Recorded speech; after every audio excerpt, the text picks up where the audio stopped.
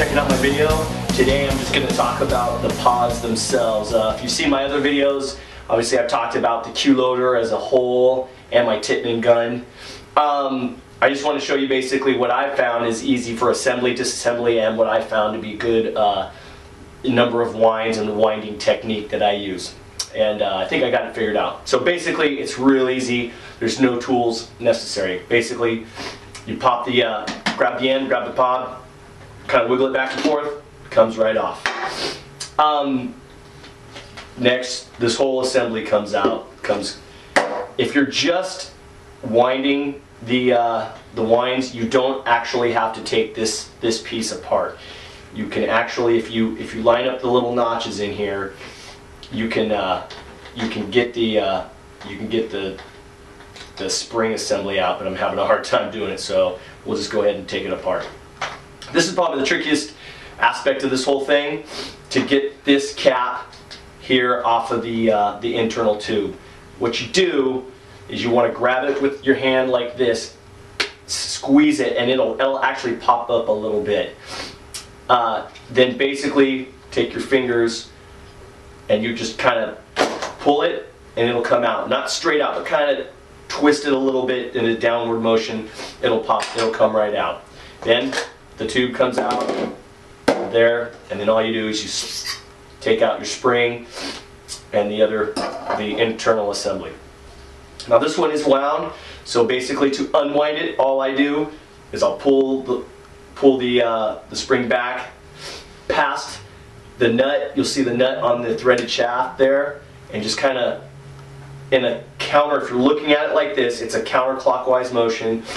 You can release the pressure. And you do it to where you kind of feel like it doesn't feel like there's any more pressure on it. And then what I do is you just kind of pull it down a little bit, let it slide. If there's any pressure on it, it'll kind of unwind itself. Okay, this is the important part when you're winding. You want to make sure, pull the spring down so you can see the nut, and make sure it's all the way down against the plastic piece here. And it's a reverse thread. So to move it down, you would spin it opposite way of normal thread. So you'd spin it counterclockwise. And just make sure, not really tight, but basically where it's butted up against the O-ring right there. That is, that's the starting point for the qloader. Next, what you want to do is put a mark on the geared end. The video that qloader shows, they have it in the assembly and winding it. I was having a hell of a time trying to do that, so this is what I did. Put a mark on the geared side. You pull the spring back, hold it with, so you're keeping it from going past the nut here, and hold your thumb and your finger against the plastic piece. And then what you do is you want to count the number of turns using your mark. So you're going to go, so like 1, make sure you're holding pressure on this to keep it from unwinding. 2, 3, 4, 5, 6, and I'm counting it every time the mark is coming up. 7, 8, 9, 10. The whole time I'm keeping my thumb and my finger on the plastic piece so that it doesn't go up past the nut there. Now that I've wound the number of winds that I want to go, you just put it, you just don't let it go, don't let the spring unwind, but just move it up over the nut, and then that's it. If it's not exactly right, you just move it a little bit either way and it'll go on there. The number of winds, I was originally running like, they said to do it between like, I think on the site it's like 12 to 16. I was running at 14. I was finding I was breaking some balls because, and I'm thinking it was because the amount of pressure, the spring pressure on the balls in the tube and in the chamber was quite a bit.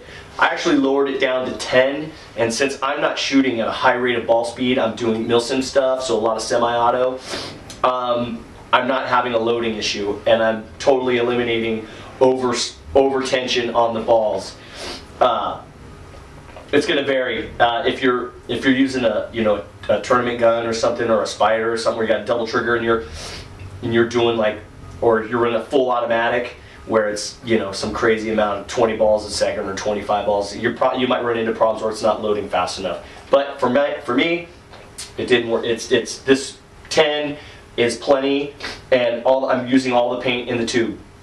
Okay, anyway, so now for assembling back together, you've got your innermost screw piece, I guess, and there's a notch inside and there's notches on the spring. So what you want to do is you put it in there, and you'll feel it. You can see it and feel it. It'll go in, and it'll go in basically right to where the plastic piece will go inside the tube. That's seated all the way in. Next, you just drop this right inside.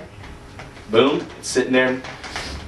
Okay, here comes the trickiest part of the whole thing. This guy, you go ahead, kind of get it lined up. You can put 2 of the notches, there's 3 notches around this thing, you can put 2 of them together, and then once again with your hand, pinch it, and it'll slide in real easy. Now, you want to kind of make sure you can put your finger on the end here and push this thing up, and make sure that those notches are lined up. There's 6 notches on that geared piece, and 6 notches in this lid piece. Make sure they're lined up. Also, there's a notch on the end. You'll see it. It's square. It's got a little tab on it. And it's basically the same way on the inside of this tube. And you just kind of get it close. Just be gentle with it. Boom. It's lined right up. Make sure it's all looks good. Then just pop your cap on, and you're ready to go.